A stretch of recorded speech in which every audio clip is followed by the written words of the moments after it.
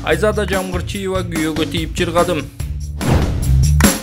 Нурлан менен Асел ажыраштыбы деген кептерге Нурлан Насиптин апасы чекит койду.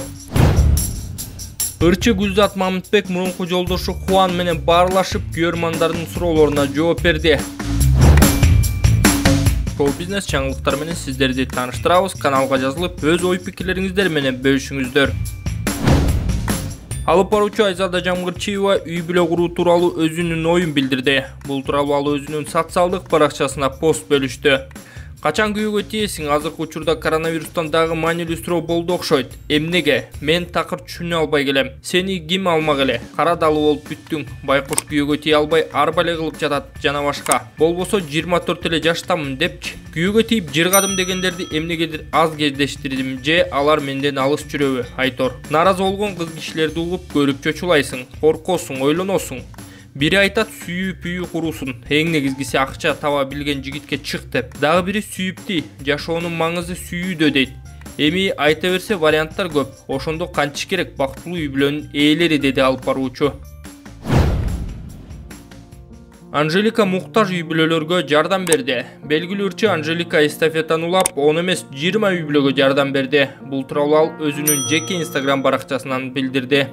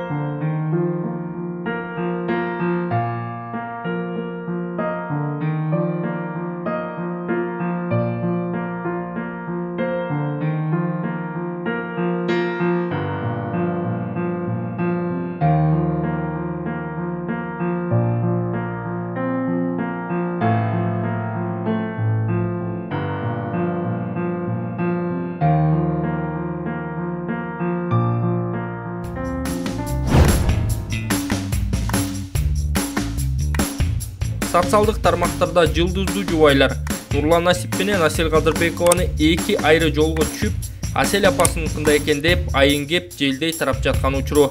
Албетте бул маалымат тууралуу түгөйлөр эч кандай комментарий бере элек. Эки ырчынын жашоосунда көптөгөн маанилүү окуялар болуп, Нурлан мырзанын Туркиядан көзүнө операция жасатып жаткан күнү Асел Бишкекте сулуулук салонунун ачылыш аземин өткөрүп жатканы көпчүлүктүн кыжырын келтирип, түрдүү пикирлер менен коштолгон. Андан көп өтпөй 1 жашка толгон кыздары Дариянын туулган күнүндөгү Асел Кадырбекованын эмне болгон күндө да биз сенин ата-энең бойдон калабыз деген билдирүүсү хейтерлердин чырагына май тамызып, экөөнүн жашоосу кайрадан кызуу талкууга алынып баштаган. Ал эми 2 апрель күнү алып баруучу Максат Давранов жеке баракчасынын түз эфир аркылуу уюштурулган Аяш апам долбоорунун алгачкы коногу Нурлан Насиптин апасы Тамара Райымбекова болуп, анда көпчүлүк талкуулап жаткан темага чекит коюлду көрүнөт. Ырчынын апасы Тамара апа уул кыздары, неберелери тууралуу айтып жатып, карантин убагына туш келип калдык. Буюрса карантин бүтөрү менен неберебиз Дариянын түшө тоюн беребиз, деди. Андан тышкары социалдык тармактарда билип билбей терс пикир жазгандарга нааразычылыгын билдирди.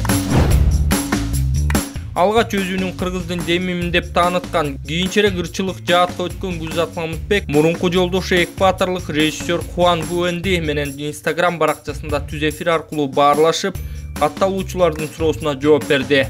Гүлзат түз эфир учурунда Хуан былтыр жолдошум болчу, жашоодо ар кандай нерселер болуп кетет экен. Экөөбүз ажырашканбыз, бирок дос боюнча калдык, деди катталуучуларына.